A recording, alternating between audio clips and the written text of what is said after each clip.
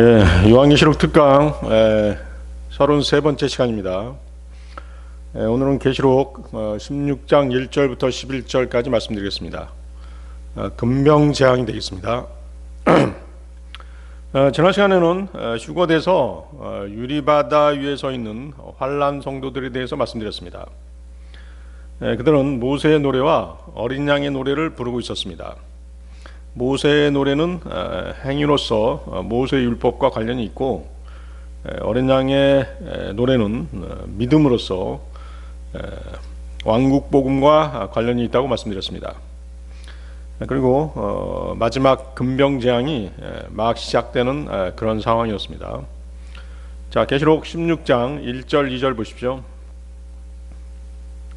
계시록 16장 1절 2절 말씀. 또 내가 들으니 그 성전에서 큰 음성이 나서 일곱 천사에게 이르되 너희 길로 가서 하나님의 진노의 병들을 땅에 쏟아 부으라 하더라. 첫째 천사가 가서 자기 병을 땅에 쏟아 부음에 짐승의 표를 가진 사람들과 그의 형상에게 경배한 자들에게 악취가 나며 몹시 아픈 헌대가 생기더라. 다른 재앙들은 자연계 혹은 사람들 또 생명의 3분의 1의 타격이 가해지는 부분적인 재앙들이었습니다. 그러나 금병재앙은 모든 대상에 예외가 없이 한꺼번에 퍼부어지는 재앙이라는 그런 특징이 있습니다. 자, 이 장에서의 그 재앙들은 대환란 기간이 몇 개월 남지 않는 상황에서 벌어지는 재앙들입니다. 주님의 재림 직전의 상황인 것이죠. 금병들은 환난 끝에 부어지는 것으로 세상 죄인들이 하나님의 아들 주 예수 그리스도를 거부한 것에 대한 하나님의 진노입니다. 그 2절 보십시오. 2절에 악취가 나며에서 노이썸이라는 단어를 사용하고 있죠. 노이썸은 해로운, 불쾌한, 고통스러운 또는 참기 어려움을 나타내는 단어입니다. 사람들은 자신들이 받은 짐승의 표에 대한 대가를 치르는데 악취가 나는 아픈 헌대입니다. 그들은 666표인 검은 점을 받음으로써 헌대인 흰 점이 생기는 것입니다. 이 심한 헌대에 대해서 유다서 23절은 이렇게 말합니다. 또 다른 사람들은 불에서 끄집어내어 두려움을 가지고 구원하되 육체로 더러워진 옷조차도 미워라. 자, 육체로 더러워진 옷조차도 미워라라고 한다면 이제 어떤 그 병원체가 또 그 부정한 것이 생물이 아닌 무생물까지도 오염시킬 수 있다라고 하는 그런 구절인 것이죠. 그런 구절, 그런 그 질병이 어떤 질병이겠습니까? 네, 그렇습니다. 구약에 나타나 있는 문둥병입니다.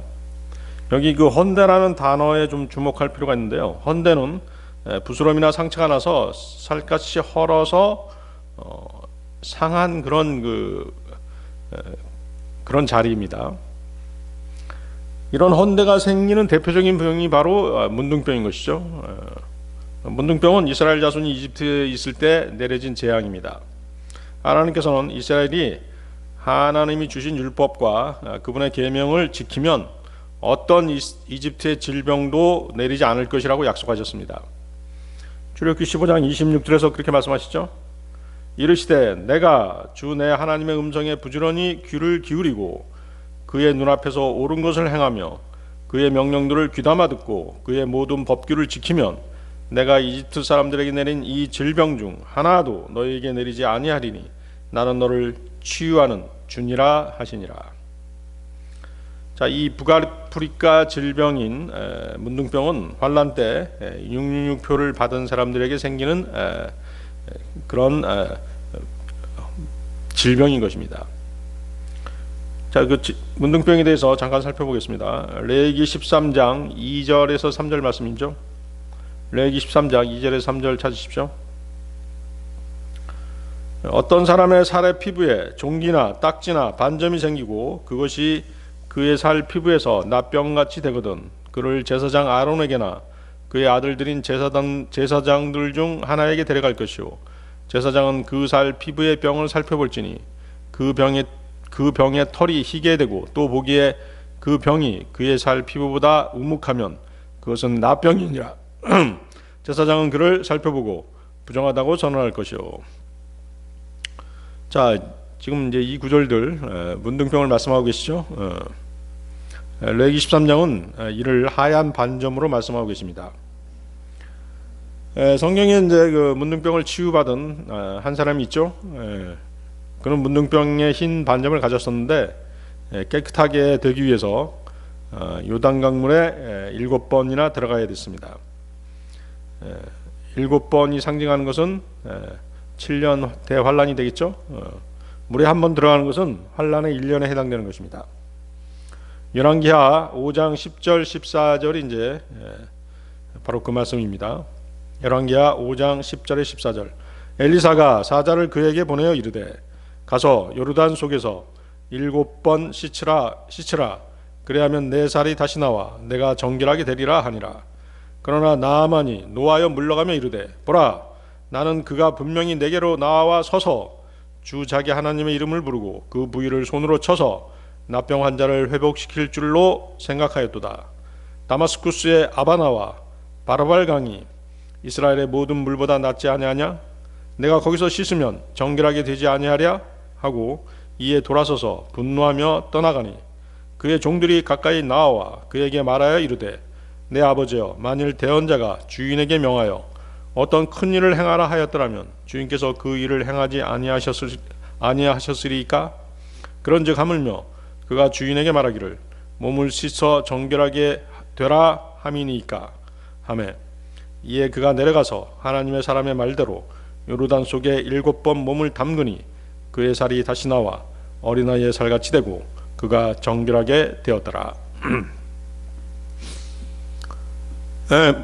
문둥병은 이제 그렇게 그 중근동 지방의 대표적인 그런 천형이었습니다. 많은 사람들이 이제 문둥병으로 걸렸고 또 문둥병은 죄를 상징하는 그런 병이었죠.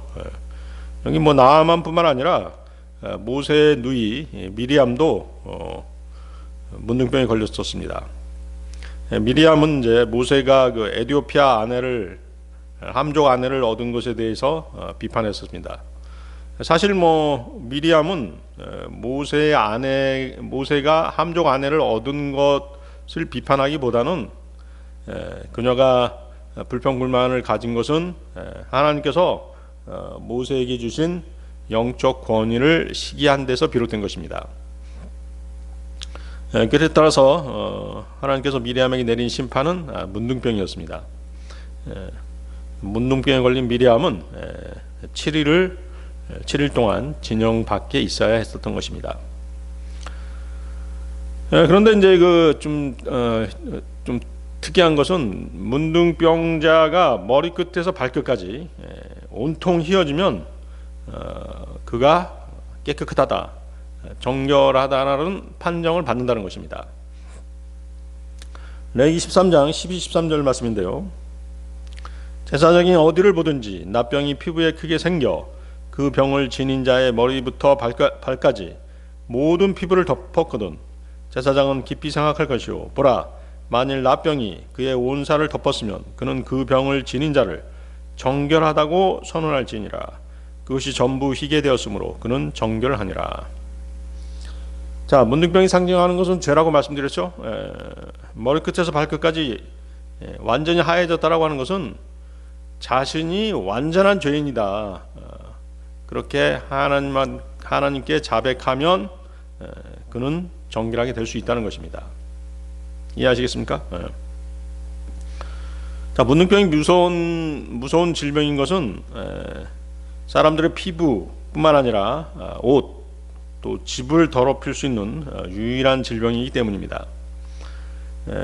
문둥병에 걸리면 헌대가 그 사람들한테 생기고 그들의 옷과 집 구석구석까지 곰팡이처럼 이렇게 침투하는 것입니다. 환란 때 짐승의 표를 받거나 그의 형상에게 경배하는 사람에게는 심한 헌대가 생긴다고 말씀하십니다. 이것이 바로 첫째 금병 재앙인 것이죠. 자, 계시록 16장 3, 4절로 가겠습니다. 둘째 천사가 자기 병을 바다에 쏟아 부음에 바다가 죽은 사람의 피같이 되어 모든 살아있는 혼이 바다에서 죽더라. 셋째 천사가 자기 병을 강들과 물들의 근원들 위에 쏟아 부음에 그것들이 피가 되더라. 자, 3절은 죽은 사람의 피이고 4절은 그냥 피죠. 죽은 사람들의 피기 때문에 아마 이제 그 점차로 이제 그 검게 되는 검은 피가 될 것입니다. 그렇겠죠? 그 짐승들 잡을 때 그 피를 빼지 않습니까? 그렇죠? 피를 안 빼면 그 피가 이제 꺼먹게 돼가지고 고기를 못 먹게 된다는 것이죠. 마찬가지죠. 죽은 사람의 피처럼 됐다는 것은 바다가 검은 피로 이렇게 물들게 된 것을 보여주고 있는 것입니다. 자, 세상의 모든 바닷물이 죽은 사람들의 피, 검붉은 피로 변한다고 생각해 보십시오. 끔찍하겠죠? 또 강들과 물들의 근원들 위에 셋째 천사가 금병을 쏟아 부으니까 또 그것들이 피가 됐다고 말씀하시죠. 그러다 보니 어때요? 뭐 우물에서 물을 깃는데 그것이 온통 피이고 수도꼭지를 틀었는데 물은 나오지 않고 피가 콸콸 쏟아진다라고 한번 생각해 보십시오. 그런 일들이 대환란 때 벌어지는 것입니다. 바다가 온통 그 검은 피이기 때문에 악취가 나고 부패해서 썩는 냄새가 진동하게 될 것입니다. 자, 이제 이 피에 대한 재앙, 바다가 피바다로 변하고 또 모든 물들이 피로 변하는 이 재앙은 두 증인 모세와 엘리야의 사역 중에 하나입니다. 그 이유는 이제 특별히 그 모세에게는 물을 피로 변하게 하는 그런 권세가 있었습니다. 그렇죠? 파라오가 이스라엘 백성들을 못 가게 막자 하나님께서 내린 재앙 중에 하나가 바로 물을 피로 바꾸는 재앙이었거든요. 출애굽기 7장 20절에서 21절 말씀이죠. 모세와 아론이 주께서 명령하신 대로 행하여 그가 파라오의 눈앞과 그의 신하들의 눈앞에서 막대기를 들어 강의 물들을 치니 강의 모든 물이 피로 변하며 강의 물고기가 죽고 강이 악취를 내므로 이집트 사람들이 강물을 마시지 못하였으며 이집트 온 땅에 두루 피가 있었으나. 계시록 11장 6절인데요. 이들이 하늘을 닫을 권능을 가지고 있으므로 자기들이 대언하는 날들에 비가 내리지 아니하게 하고 또 물들에 대한 권능을 가지고 있으므로 그것들을 피로 변하게 하며 언제든지 자기들이 원하는 때 모든 재앙으로 땅을 치리로다. 그렇죠? 모세 또 엘리야죠. 엘리야가 그런 권능을 가지고 있었다는 것입니다. 그래서 두 증인으로서 대환란 때 모세와 엘리야가 다시 나타날 텐데 그들이 살아 있을 때 행했던 그런 권능들을 가지고 재앙을 내리게 되는 것입니다.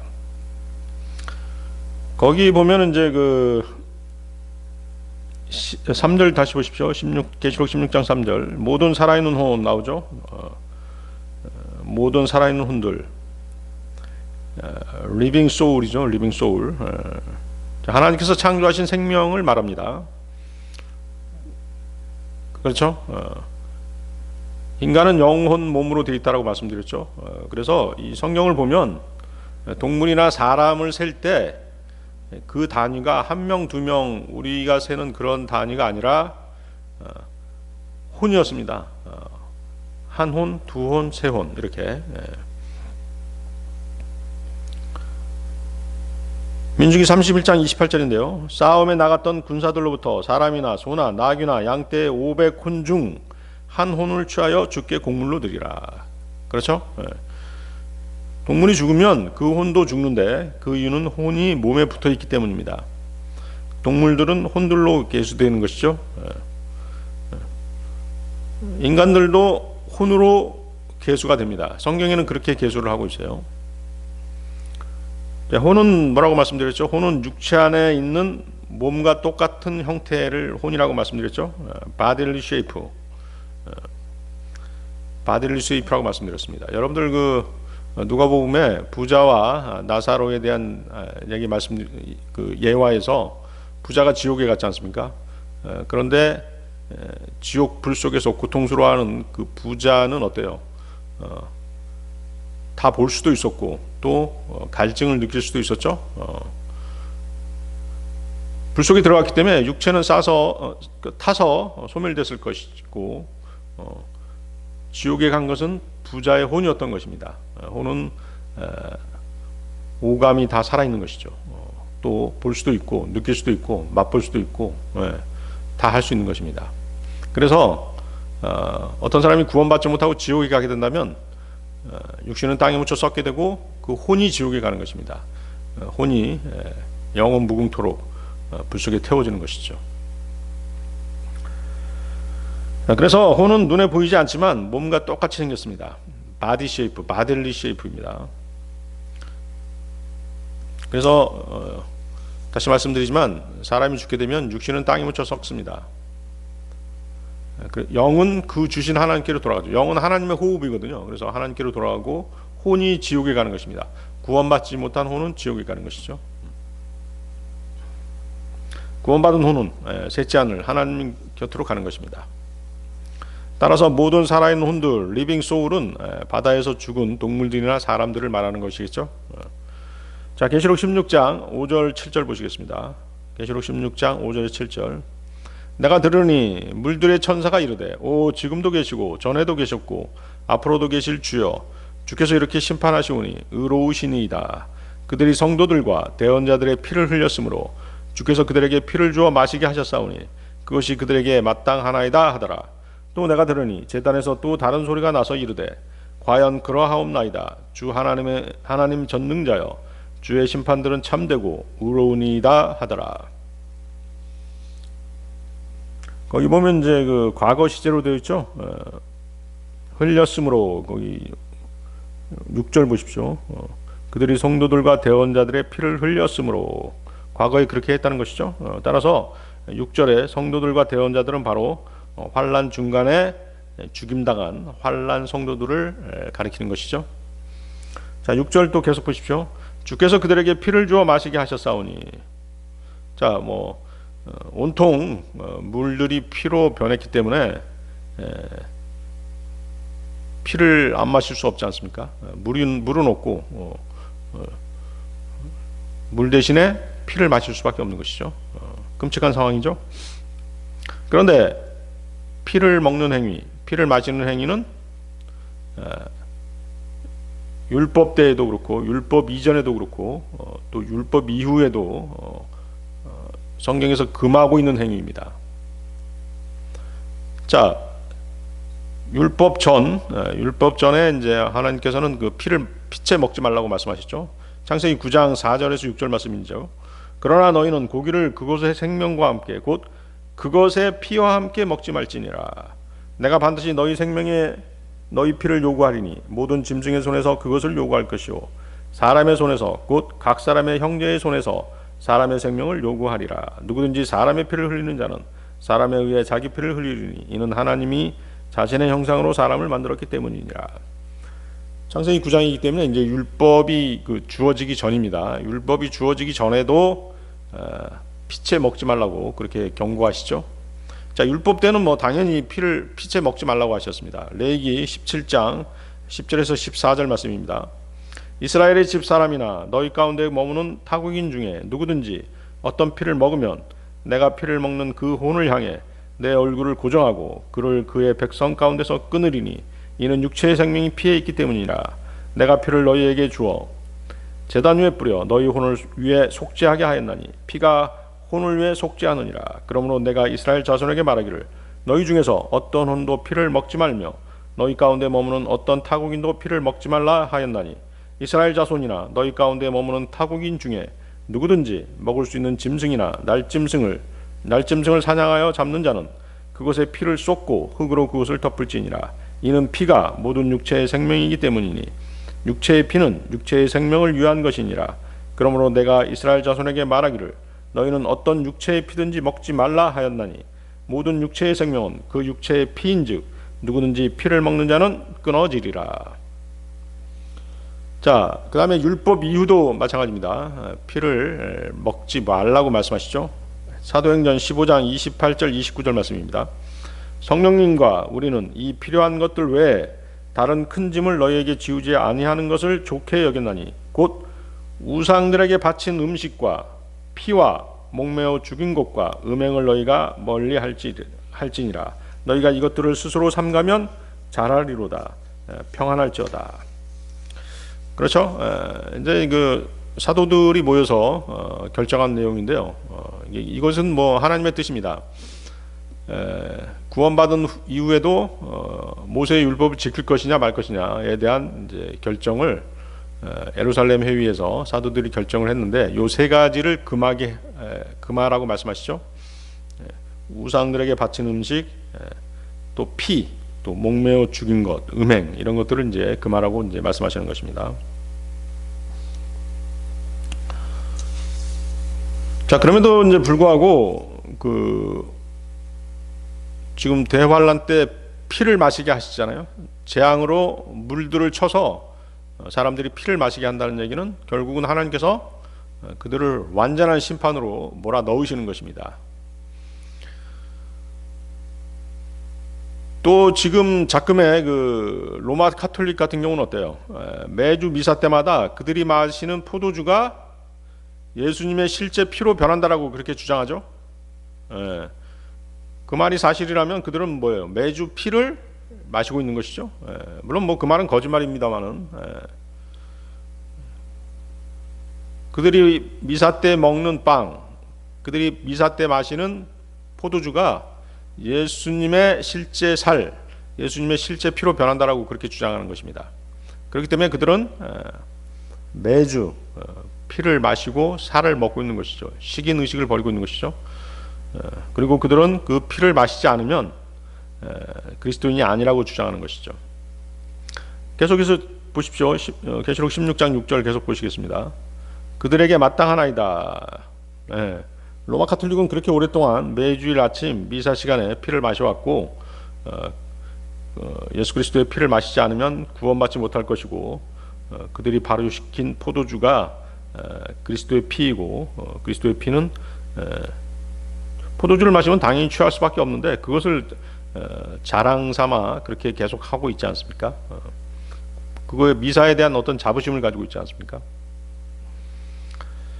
그래서 그들은 매주 그렇게 미사를 드리면서 피를 마시고 있는 것이고 또 아주 오랫동안 그렇게 피를 마셔왔기 때문에 대환란에 들어간 그들이 피를 마시는 것은 마땅하니라 이렇게 말씀하시는 것입니다. 자, 계시록 16장 8절 9절로 가겠습니다.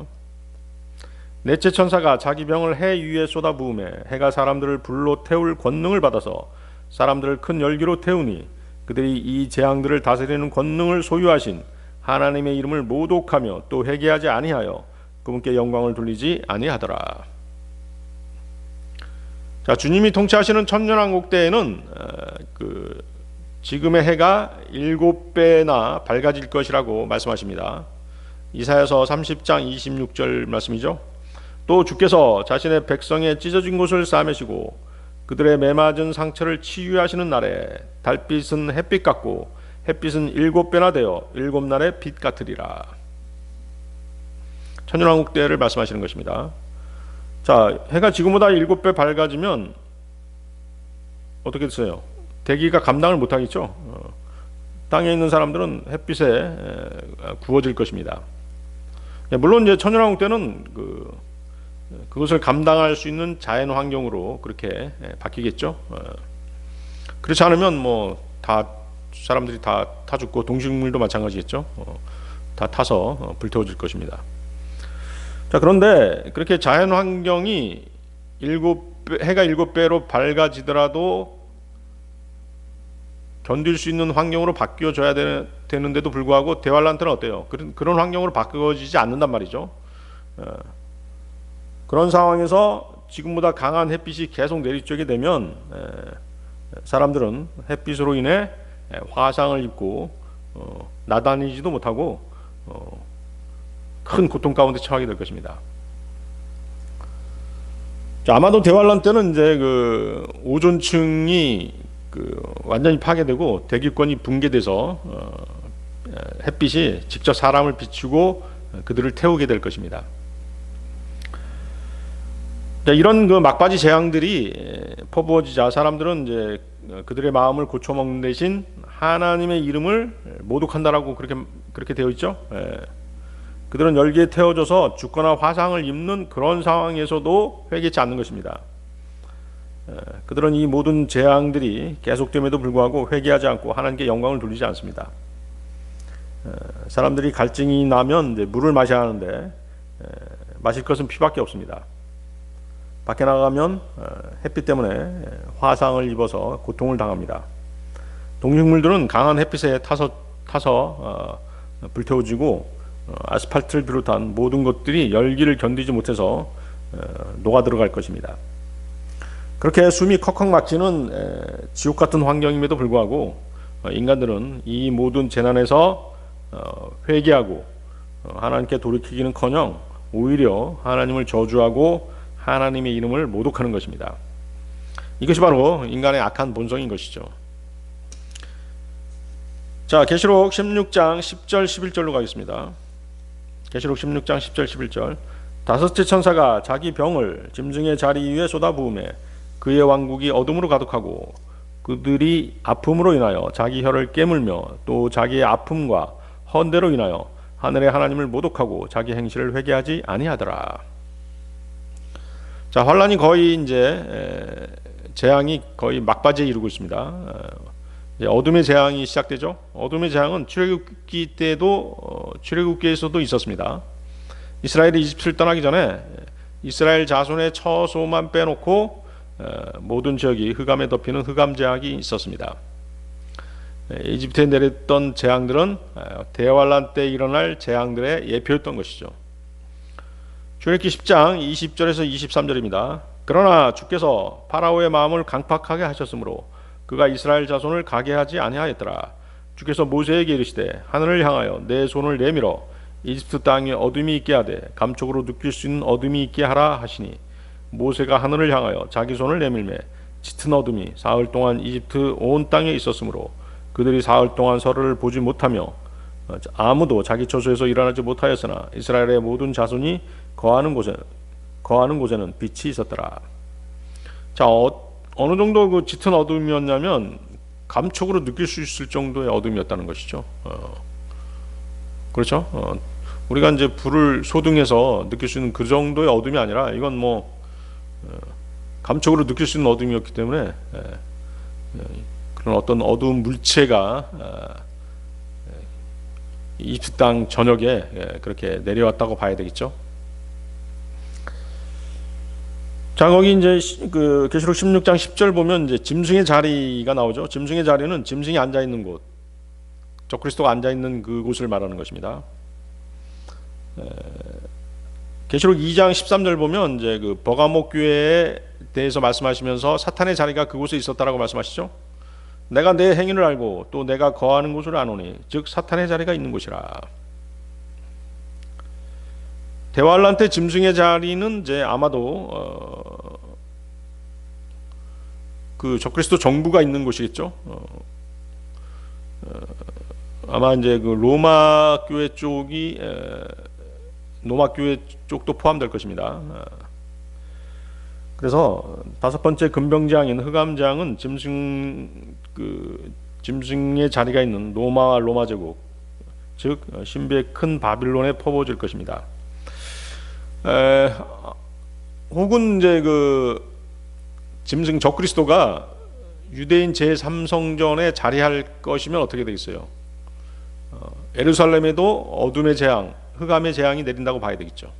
그렇겠죠? 자, 다섯 번째 금병 재앙을 당하는 그들은 고통으로 자기 혀들을 깨무는데 그들은 그럴 수밖에 없습니다. 비가 오지 않죠. 또 후 3년 반 동안 기근이 계속됩니다. 물이 피로 변합니다. 666표를 받은 부위에 문둥병에 헌대가 생깁니다. 오존층이 파괴된 대기를 뚫고 뜨거운 햇빛이 쏟아져서 사람들을 태웁니다. 어둠이 온 세상을 덮습니다.